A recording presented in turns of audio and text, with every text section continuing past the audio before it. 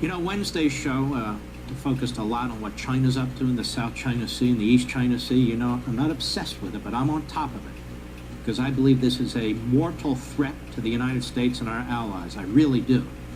And it's getting worse by the day. But there's another mortal threat, and there are many of them, including the Islamic threat and so forth, but Russia. There's an odd thing on the pseudo-right. They embrace Vladimir Putin. Vladimir Putin is a fascist, and he longs for the days of the old Soviet Union. And he is threatening the United States. He's threatening our alliances and our allies. And given our president and commander-in-chief, he's on the move because he's outfoxing them. Obama is essentially an isolationist, except when it comes to certain of our enemies, but it's a very bizarre foreign policy. But it's not a superpower-driven foreign policy. In any event, Russia is on the move. Now, Turkey, as you know, the strong man there, this Erdogan, they pronounce it. I'll pronounce it any way I want to. Erdogan, he is the new fascist leader of Turkey. Claims, in essence, to be a sultan. He's built this massive palace to himself. And he's used the occasion of this so-called coup, which I don't even think was a coup, to wipe out all of his opponents, kill them, imprison them, even people he's not sure of, they just have a hunch about, rounding them up to. They've closed a number of media outlets. They have taken in a lot of professors and teachers, you know, going for the usual potential areas of disagreement. So it's really turned into a fascist dictatorship, and he's part of NATO. And so what is he doing now? Well, Erdogan and Vladimir Putin, well, they're embracing each other. They used to be pretty friendly until the Russians were flying planes into Turkey's airspace, and then Turkey shot one down. And then Vladimir Putin responded with brutal sanctions, cutting off their gas lines and so forth. Well, Erdogan's decided, you know what? Let me kiss and make up with Putin. And he's still now attacking the United States and accusing us of this coup that took place. Anyway, check out this.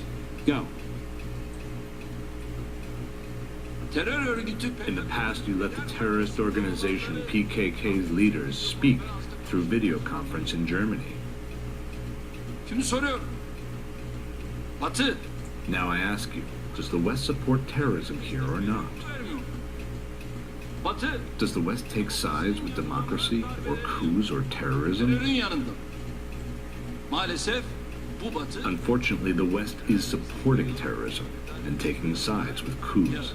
Stop. So what he's basically doing right now is he's accusing the West of getting behind this coup to overthrow him, and he's laying a pretext for reaching out to Vladimir Putin and so forth. But he doesn't even need to lay out a pretext anymore. He basically owns this country. So he's really doing this for us and the rest of the world. And remember, this country is in NATO. Go ahead.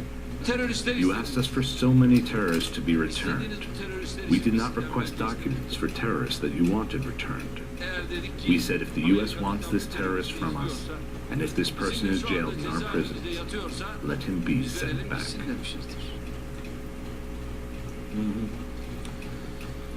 This is what happens when you have a feckless foreign policy. This is what happens when you're weak, not just perceived weak, but we have a very weak commander-in-chief. It's not a question of respect. They don't fear us. And so these alliances that used to be, very, very firm and reliable, now you can see they're starting to break apart. And the alliances of our enemies and adversaries are building and expanding. Russia's now reaching out to Iran, and Iran's reaching out to Russia. Russia's on the move. This is from the Times of Israel. The leaders of Russia, Iran, and Azerbaijan signed a joint declaration this week urging stronger global action against terrorism and organized crime. Russian President Vladimir Putin, Iranian President Hassan Rouhani, and Azerbaijan President, whatever, yabba dabba doo, they have a trilateral summit, and they officially aimed at developing economic cooperation. It's not just economic cooperation. The Russians have cut a deal with Iran to build nuclear reactors, 2 and potentially more in that country. Beyond the Iran deal that was made with the so-called 6 countries and so